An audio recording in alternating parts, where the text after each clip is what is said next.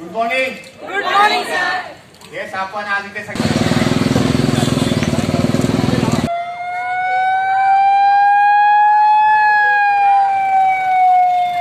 Beti Padhao Beti Bachao Beti Padhao.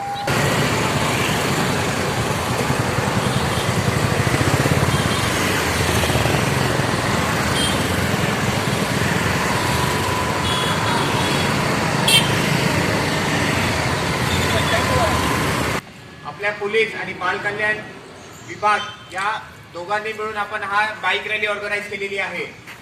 Bike रॅलीमध्ये आपण सर्वांनी helmet व्यवस्थित घालावे. नंतर जेव्हा रॅली पुढे जाईल सर्वांचं लक्ष तुमच्याकडे असेल तेव्हा एकदम प्रोफेशनल वे मध्ये आपण गाडी चालवा. कोणी दोनच्या रांगांमध्ये आपण गाडी चालवतोय, कोणी तिसऱ्या साईडला येऊ नका किंवा गप्पे मारत जाऊ नका. चालेल? Yes sir.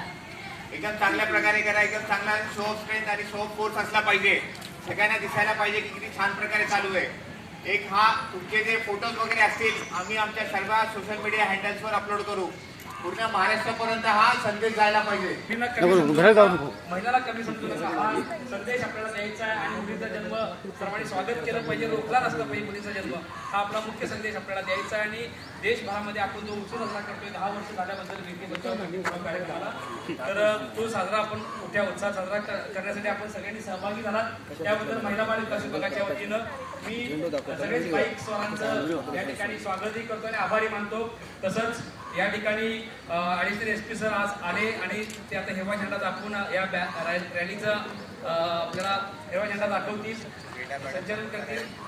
झेंडा मॅडम त्याचबरोबर विधी सेवा प्राधिकरणाच्या न्यायाधीश कारंडे मॅडम पण इथं आहेत. मी त्यांनाही विनंती करेन की त्यांनी झेंडा दाखवण्यामध्ये पुढाकार त्यांनीच घ्यायचा आहे. आम्ही पाठिंब्याला मागे राहू सर. आणि मी नक्कीच एक चांगला इनिशिएटिव्ह आहे. या जिल्हा परिषद कॅफे मॅडम देखील इथं आहेत, त्यांचा देखील आज आपण सन्मान करणार आहोत, पाटील मॅडम. तर या सर्वांचं मी पुन्हा एकदा विभागाच्या वतीनं स्वागत करतो आणि शुभेच्छा पण देतो की आपण एक चांगली रॅली काढून पुन्हा आपण आपल्या ठरलेल्या कार्यक्रमाच्या ठिकाणी येणार.